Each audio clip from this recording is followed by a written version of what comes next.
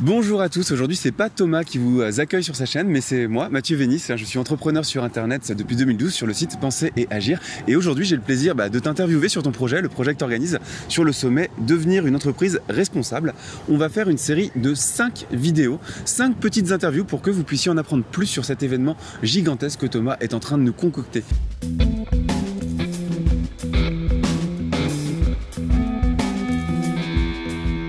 Salut Thomas, merci de répondre à mes questions puis d'éclaircir ça pour les gens qui te suivent. Salut Mathieu, avec plaisir, bonjour à toutes et à tous. Première question que j'aimerais te poser, pourquoi est-ce que tu as souhaité organiser ce sommet ? Alors l'idée c'est d'accélérer la transition écologique des entreprises. Pourquoi ? Parce qu'aujourd'hui, tout ce qui se passe en termes de saccage environnemental sur la qualité de l'air, la qualité de l'eau, la qualité de la terre, tout se dégrade, les océans sont en train de crever. Enfin voilà, donc dès qu'on s'intéresse à ça et qu'on creuse, on en trouve partout et il n'y a pas de zone épargnée par ça. Tout ça c'est dû à l'activité humaine. Ce qu'on veut aujourd'hui, c'est transformer cette activité humaine pour faire que on puisse avoir un futur acceptable et même enviable pour nous-mêmes et pour les générations futures aussi.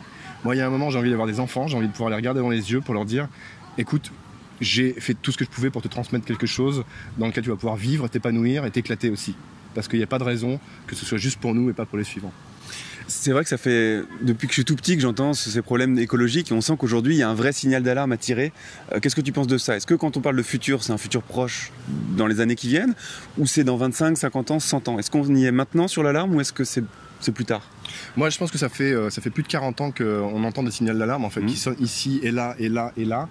Et à chaque fois, on a l'impression qu'il y a un pan du problème qui est en danger. Le problème aujourd'hui, c'est qu'on a tous les pans en même temps en fait, qui s'allument. Et il s'allume de manière dramatique, c'est-à-dire qu'au bout de 40 ans de signal d'alarme, sans avoir réagi et sans avoir réellement pris la mesure de ce qui se passe, on se retrouve à avoir à traiter tous les problèmes en même temps. Et ce qui se passe du point de vue de l'activité humaine aussi, c'est que seulement 0,2% des entreprises ont pris la mesure de cet enjeu-là et se sont réellement engagées dans une transformation de leur activité pour justement laisser une trace positive, diminuer ce qui pollue et faire que l'entreprise contribue aussi à une vie saine au-delà de ses murs et au-delà de son seul chiffre d'affaires. Donc ce sommet il va être là pour sensibiliser les personnes, mettre en relation des professionnels, on est là-dessus ?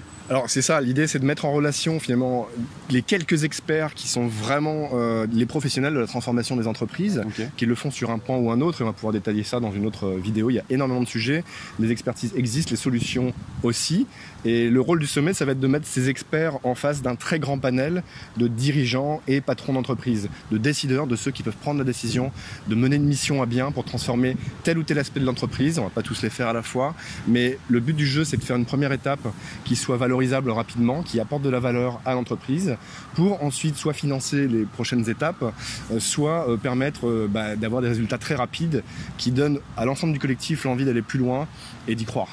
D'accord, merci beaucoup Thomas pour cette toute première partie d'interview.